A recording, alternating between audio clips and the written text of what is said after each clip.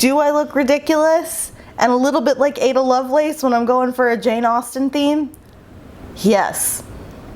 But here we go. I also have glitter all over my chest again. Hi everybody, welcome back to the channel. About a year ago, maybe a little bit more, especially considering when this video is actually gonna get put up, Sarah and Michaela watched a bunch of different adaptations of Jane Austen's Emma and did a review of each of those. Pretty much immediately after that, I was like, why don't I do that with Pride and Prejudice, because it's my favorite book and I've seen a bunch of different versions of Pride and Prejudice.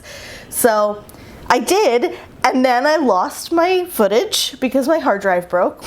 So here I am again. Unlike Christravaganza, I'm not rewatching these movies and miniseries, partially because some of them I watch regularly and partially because I just don't feel like it. So today I'm gonna try to get through 7 different adaptations of Pride and Prejudice as quickly and efficiently as I possibly can. So let's get started because we've got a long way to go, friends. I'm gonna start with 1940s Pride and Prejudice, which coincidentally was written by Aldous Huxley of Brave New World fame. Who would have thought? It was directed by Robert Z. Leonard, and it stars Greer Garson and Laurence Olivier. And honestly, it was pretty enjoyable. It's basically just Pride and Prejudice in name alone. The time period is different. The characters are a little different. It's classified as a screwball comedy, which inherently is defined as a satire of what we think of as romance. It is very funny, it's very charming. I really love Greer Garson as Elizabeth. This version of Elizabeth is so fun, so endearing. May I hope that you will do me the honor? I am afraid that the honor of standing up with you, Mr. Darcy, is more than I can bear. You're not engaged. Would you honor me with the next dance? I shall be very happy to dance with you. Oh, this Lizzie is biting in a way that is laughable in a comedic way. Some of the things that maybe work for the movie specifically, but not as a Pride and Prejudice adaptation in general, include a literal horse race between the Bennets and the Lucases to see who can get home first to talk their daddy into going to talk to Mr. Bingley. Also, the first ball scene includes Wickham. Oh, this is Mr. Wickham, Mr. Darcy. Mr. Darcy and I have met before. We have indeed. Darcy is a little bit softer and kinder throughout the entire movie. He's much more quick to accept Lizzie's feelings and her family in general than he normally is. I rather admired what you did this afternoon, Miss Elizabeth. Your resentment at what you believed to be an injustice showed courage and loyalty. I could wish that I might possess a friend who would defend me as ably as Mr. Wickham was defended today. I heard about George Wickham and your sister. I felt it my duty to come at once. To triumph over us. To offer you my services. I told you the other day that where George Wickham was concerned, I chose to be silent. What has happened to your sister has made me change my mind. And what I found very bizarre and also interesting was that when Lady Catherine comes to have the conversation with Lizzie about how she can never be engaged to Darcy because Darcy is engaged to Anne, as soon as she's done being told off by Lizzie, she walks out the door, gets in her carriage, and Darcy pops out of nowhere and is like, hey, Auntie, do you approve of this girl? Because I would like to marry her. And Lady Catherine is like, what you need is a woman who will stand up to you. I think you found her. the part of me that's like, I want them to be together is like, yes, that's so cute. But then the Pride and Prejudice purist in me is like, where's the drama? Where's the societal expectation that Lizzie is not good enough for Darcy because her family's poor? What is happening here? Lizzie also falls in love with Darcy like very quickly. In one scene, she's at Rosings hanging out with his whole family, and then she goes home, and as soon as the thing happens with Lydia, she's like, Now suddenly Jane, I love him. I'm so dreadfully unhappy. Oh, Lizzie, dearest. I brought it all on myself. It's all my own stupid fault. Overall, I think it's very fun, very enjoyable, even as a Jane Austen purist, which I really don't think that I am. I just think that there's a part of me that can be. In any case, I think it's a very good movie. I still think it's bizarre that Aldous Huxley wrote the screenplay, but he did.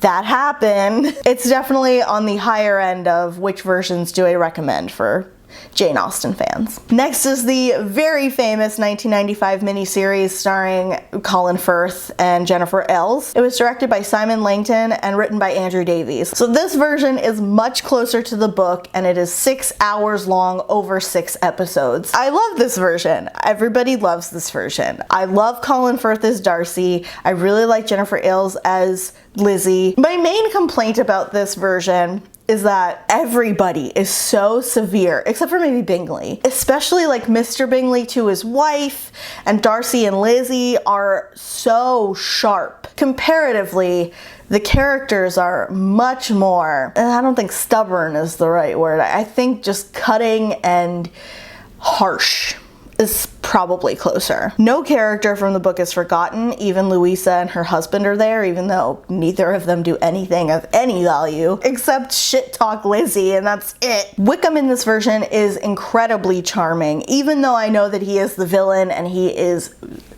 so bad. He's played so charmingly when he first arrives that you almost forget who he is and what he does. I wouldn't say that I have like a favorite version of Wickham because obviously I don't like Wickham, but I think this one is the one that most convincingly makes you believe that he's kind of a good guy until he doesn't anymore. The advantage to having this be 6 hours over 6 episodes is that you get to see a lot of things that you don't even really get to see in the book. You just get to hear about them. We get some things from Darcy's perspective outside of Lizzie's perspective, which we do get in the book a few times, but not in the same kind of obviously visual format. We also get to see Wickham's indiscretions on screen, which can be really difficult to watch, but I think it's done tastefully enough that you know that it's wrong because you know what he's doing is wrong, and also because he's Wickham. It also enhances the viewing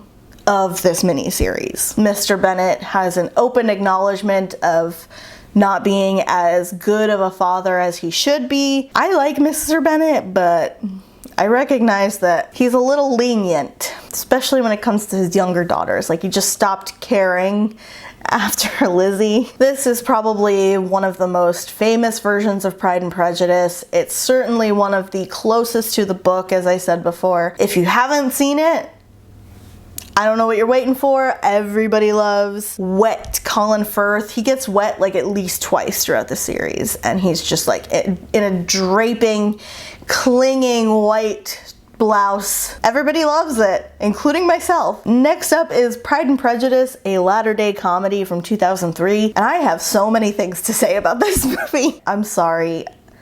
I hated it. I hated it so much. So it was directed by Andrew Black and written by Anne K. Black, Catherine Brim, and Jason Fowler. I've never heard of any of these people, and 2 out of the 3 writers of this movie are more known for writing medieval religious movies. And I'm Jewish, so speaking of being Jewish, I didn't realize that the title was a play on Mormonism until I read about the movie itself and realized that it takes place at a Mormon college and that they're Mormon. This one is only 1 hour and 44 minutes long, so it's on the shorter side of the adaptations, but not by much. I literally don't know anybody that's in it. I don't think any of them are like superstars. None of them have really been in anything else, especially nothing that isn't tied to religion. Nobody is related except for Lydia and Kitty, I think. Lydia is basically just their landlord. Lizzie and Jane are roommates. Jane is an Argentinian exchange student. For some reason, I still cannot figure out why they made that choice, other than they just wanted to play random Latin music whenever she showed up. Wow, look at this place.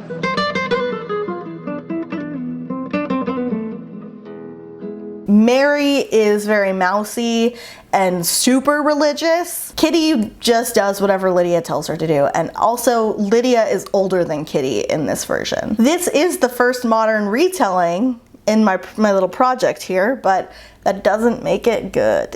So Lizzie wants to be an author, and she's in college and works in a bookstore, and the biggest book that has displays all around the store is what they call the Pink Bible. And as far as I can tell, I think it was real. And it's basically just a dating guide for ultra religious women. I think specifically Mormon women, which is why it was featured in this movie. And like Lizzie herself never really interacts with the book. It's Lydia that is obsessed with this book. Lizzie is writing some kind of fiction book, sci-fi, I think, if I remember correctly. And at one point she's supposed to meet with some woman, I don't remember what her name is, but I think she's supposed to be Catherine de Bourgh, and she never shows up. Instead, she ends up meeting with Darcy after she's already like fallen out with him, kind of thing, where he's just been a jerk and she doesn't like him. He tells her at this meeting that like he wants to publish her book, but she has to basically change everything about it. And she gets really upset about that. Like she's like, I worked so hard on this, and how dare you? Why would you even want to publish it if you don't like anything about it? Which, yes, on the one hand, why does he want to publish her book if he doesn't like anything about it? But on the other hand, he wants to publish her book, and he has some what I think are pretty reasonable changes. Like he's not actually telling her to change the entire story, but there are some like big edits that she should make before he's ready to publish it. And I also think that's kind of reasonable. Like, he's an editor as far as I can tell. I couldn't figure out if the Bingleys were Mormon or Jewish, because Charles brings up, Charles, is that what they call him? They call him Charles, I guess. It's what I wrote in here. He brings up Judaism twice in 2 minutes, but they never actually talk about where the Bingleys fall on the religion scale. They don't go to church as far as I can remember. The only ones that do are like Lizzie, Lydia, Kitty, Jane, Mary for sure, Collins.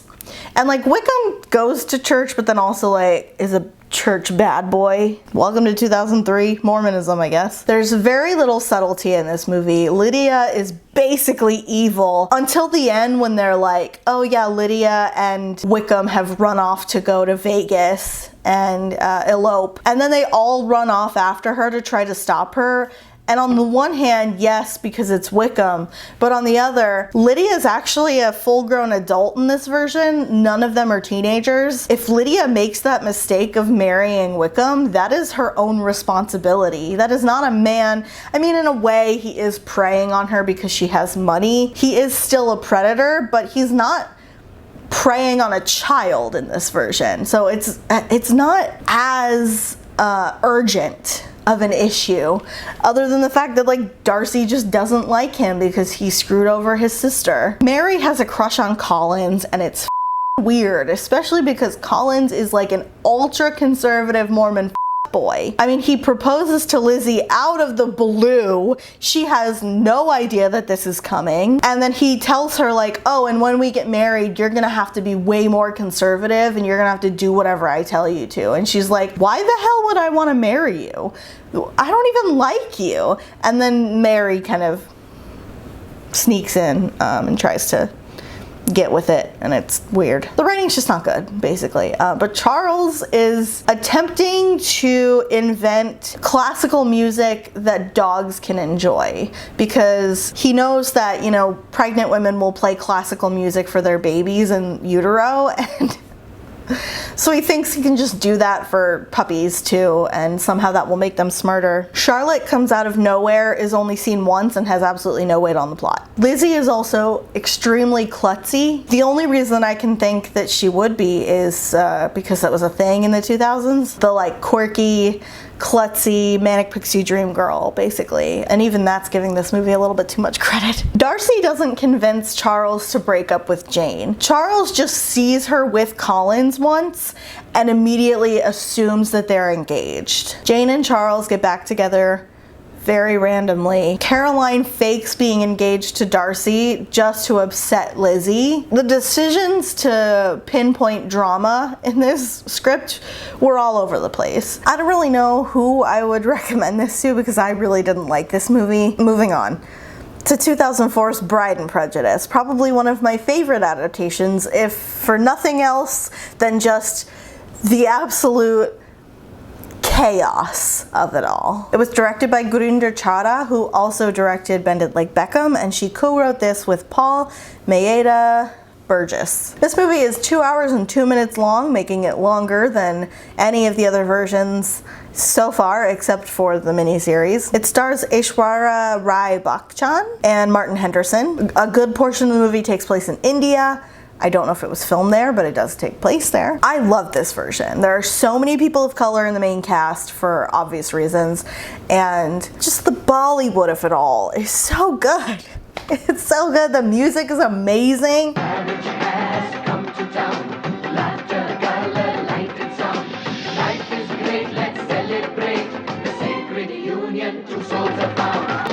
life without wife. Oh yeah, yeah, yeah, yeah, yeah. The cast is so good. Let me tell you, maybe this has my favorite Wickham because Daniel Gillies plays Wickham, and I don't even like Wickham, but I love Daniel Gillies. My biggest complaint is that Martin Henderson as Darcy is so boring. Jesus, Balrog, where the hell have you brought me? I've been studying this Garba thing. It's a little out of my league. What the hell?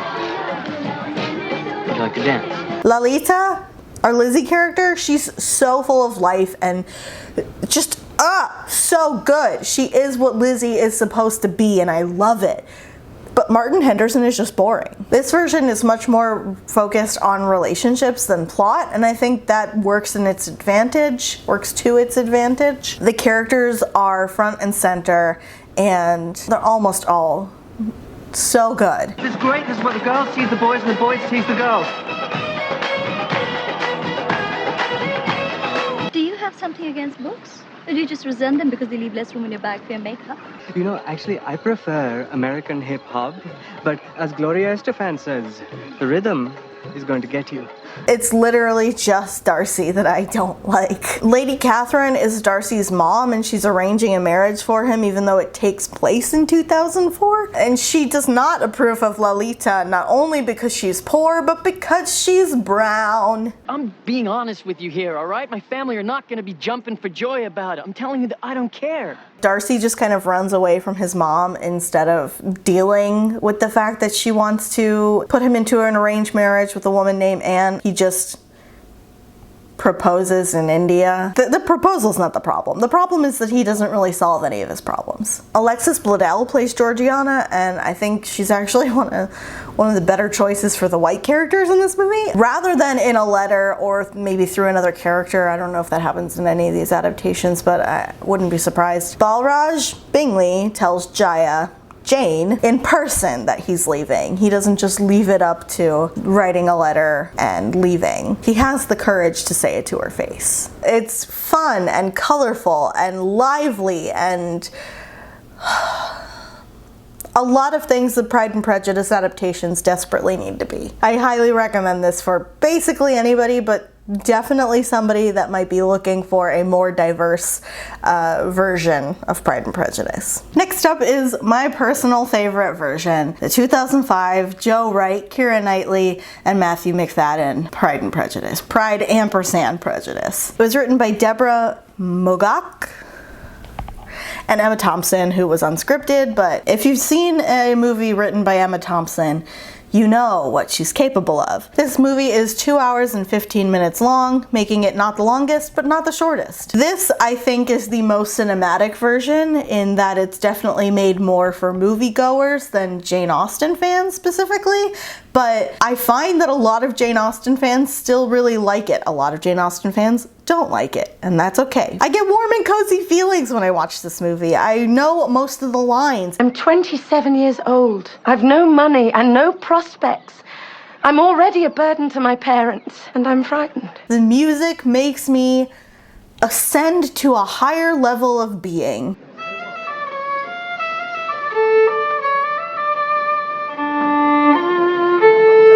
I love this movie. You know what? I love it as a Jane Austen fan, but I also love it as a lover of movies. That's why it being so cinematic means something to me. It just, It just works for me. Brooding Darcy is one of our favorites. And yes, Colin Firth made his mark with Brooding Darcy, and that's totally fine. I'm not taking that title away from him. I'm just also giving it to Matthew McFadden, who does a perfect job with Brooding Darcy. This version really feels relatable to me in a way that some other Pride and Prejudice adaptations don't. Like, I don't think that the miniseries feels as relatable to me. I think because all of the characters are so cutting and harsh in their wit. Pride & Prejudice is a little bit softer and a little bit rounder, and that puts me in a more relatable position when I watch it. And I still get enjoyment out of both versions because it is still a story that I love. It is my favorite book, so I appreciate it when it's closer to the book, but this one just takes the cake for me. I love the drama, the ridiculous characters, the absolute badassery of Lizzie. Do not pretend to possess equal frankness with your ladyship.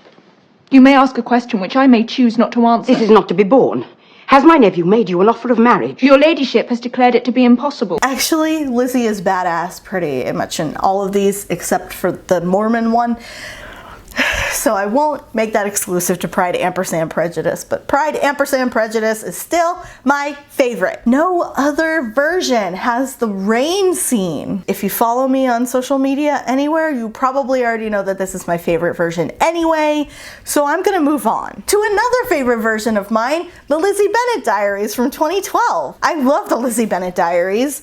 I have seen it, I don't know, 6 or 7 times all the way through now, and it's over 100 episodes. Granted, the episodes are no longer than like 5 or 6 minutes each at the longest. I think one of them might be 10 minutes, but that's not the norm for this series. It was directed by Bernie Sue and Margaret Dunlap. This series had a lot of writers, given that it was over 100 episodes long, but they include Jay Bushman, Margaret Dunlap, Hank Green, Rachel Kiley, Kate Rorick, who wrote the book with Bernie Sue, Darren Strauss, Bernie Sue, and Anne Toole. I guess it is like the most modern filmed version of Pride and Prejudice. It is a modern adaptation where Lizzie is a grad student getting her degree in communications, and as her final project, she does a series of vlogs about her life. Lizzie and Darcy in this version are played by Ashley Clements and Daniel Vincent Gord, and I think they were perfect for these roles. I love both of them. This version has probably my favorite Charlotte, played by Julia Cho. I just love her. I think she was fantastic, and she gave Charlotte a kind of life that she doesn't really get in the book. Charlotte has a lot more autonomy and choice in this version, and that is granted by the fact that it's a modern adaptation. It also has the best version of Lydia, and that is kind of hands down. I'm gonna say that definitively because this version actually has Lydia dealing with the fact that she was preyed upon. The Lizzie Bennet Diaries does not shy away from hard topics, I guess. There's a spin-off series that Mary-Kate Wiles did, which are just like vlogs of Lydia.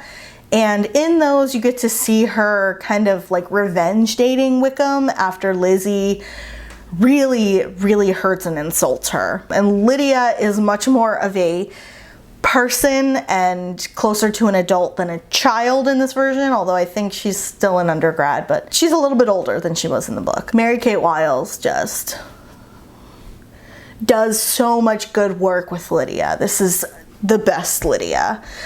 I don't know how else to say it. This is genuinely one of the most rewatchable versions of Pride and Prejudice, I think, even though 2005 is my favorite, because it's just so digestible and incredibly relatable, especially because it's more modern. Its modernity makes it more believable for a younger audience that may not have read Pride and Prejudice yet. You know what I mean? But anybody who's a Jane Austen fan could watch this and entirely enjoy it all the way through. You watch the first, I think it's 50 episodes before Darcy ever shows up, and you're just waiting with anticipation for that moment.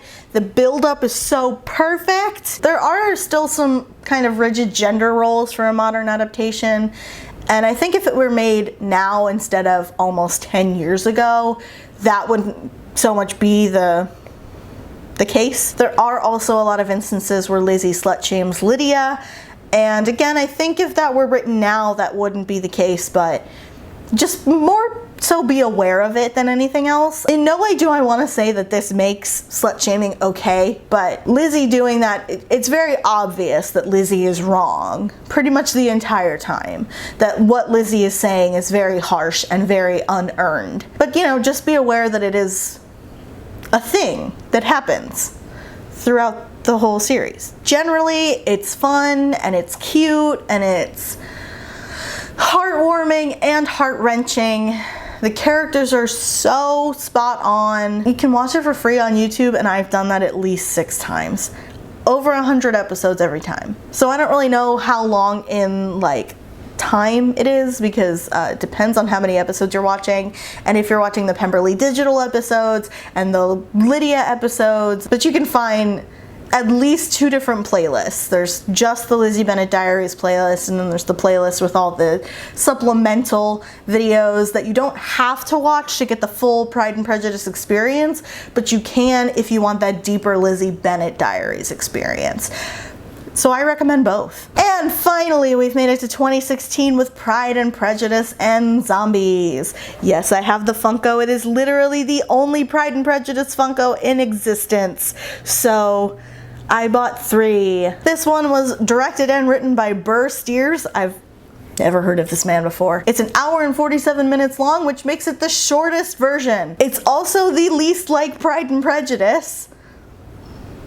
And I'm not even talking about the zombies part. It is a truth universally acknowledged that a zombie in possession of brains must be in want of more brains. A man definitely read the SparkNotes quote page and just wrote the highlights of the original book in whatever he wanted, whenever he wanted. I can't speak for the book because I never read it, the Pride and Prejudice and Zombies book that this is an adaptation of. But essentially this movie is an adaptation of an adaptation of another adaptation, because in this version there's a lot of stuff that was lifted directly from the 2005 Pride and Prejudice, Pride ampersand Prejudice, that doesn't exist in the original. Lady Catherine herself has praised me on my lightness of foot. Several people, with her ladyship included, have complimented me on my lightness of foot. Burr Steers, I'm guessing, just watched the 2005 version, decided he liked very specific parts that only came from that version, and then wanted to put it in his zombie movie. The plot of this one is very different in that, yes, the Bennet sisters are all trying to get married, but also they're zombie hunters,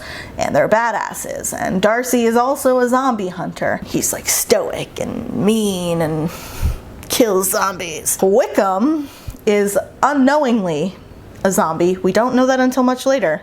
Spoiler alert. But he befriends Lizzie and takes her to a church full of zombies. And he convinces her that there are zombies in this world that don't want to eat human brains, that if they don't eat human brains, they never go full zombie. Or in the iZombie universe, they never go full Romero. But all of that is just a ruse for Wickham. He wants to like rule the humans and the zombies, or maybe kill off all the humans and rule the zombies. I don't really remember what his motivation is, and I definitely was not going to rewatch this movie just to figure it out. I don't hate it as a weird zombie romance combination. It's okay, but it's not a good Pride and Prejudice adaptation. It does star Lily James and Sam Riley, and I love both of them. I mean, I'm in love with Lily James, and Sam Riley plays my favorite character in Maleficent, so I don't think he was the perfect choice for Darcy. He's fine. His acting is totally on par. It's fine. It's really just his voice that kind of... A woman must have a thorough knowledge of music, singing, drawing, dancing, and modern languages. She must be well trained in the fighting styles of the Kyoto masters and the weapons and tactics of modern Europe, or the term would only be half deserved. Doesn't work for me, but that's not really a thing that he can change necessarily. Like, he's not a voice actor, he's just an actor, you know? We get world building exposition from Mr. Bennet, played by Charles Dance.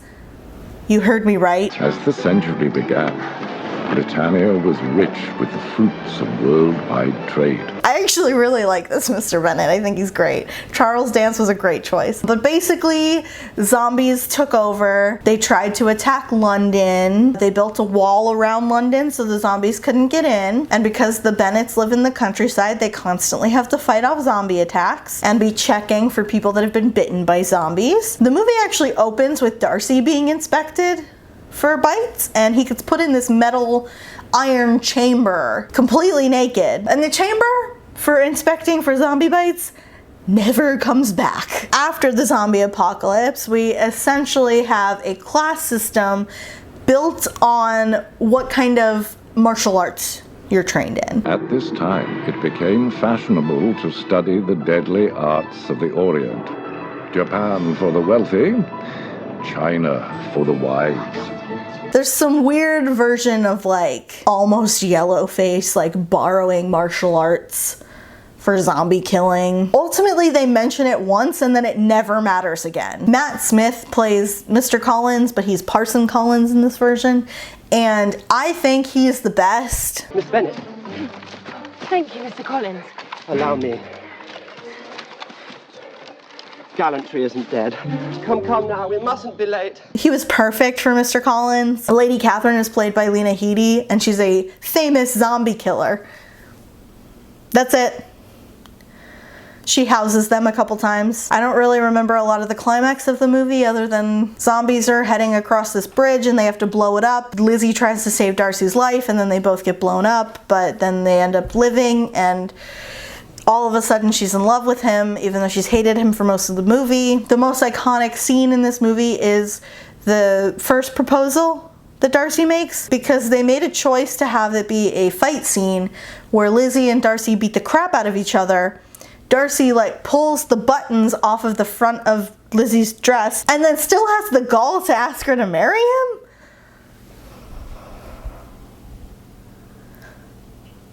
I mean, I'm just as confused as you are.